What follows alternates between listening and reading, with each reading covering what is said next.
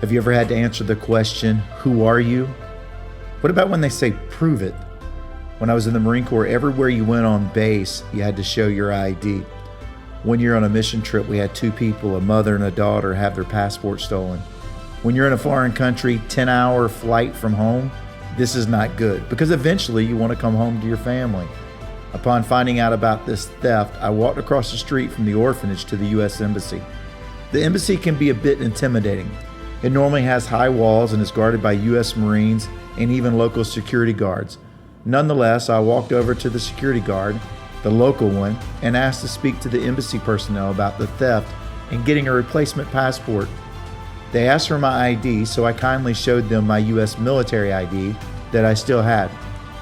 In Mark chapter 11, Jesus finds himself in Jerusalem where he's confronted by those dreaded Pharisees as he walks through the temple. They asked for his credentials. They wanted to know who authorized him to speak the way he does. While at the embassy and dealing with the local security, my credentials weren't good enough for them. They didn't want me in to do what I needed to do to get the passports back. I remember walking back out of the gate, and as I did, I saw the commanding officer for the Marine security detail attached to the embassy. As I made eye contact with him, I said, "Good afternoon, sir." And as I exchanged that greeting, he immediately knew he was speaking to at least someone that had served and very possibly a Marine. My credentials were good enough with him. Jesus, he had a different approach. Continuing the chapter, he asked the question that backs them in the corner.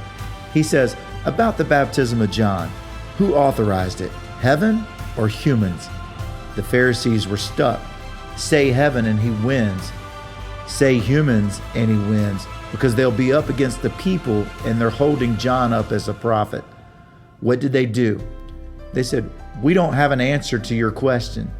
Jesus said to them, "I won't show you my credentials either." Do you know who Christ is?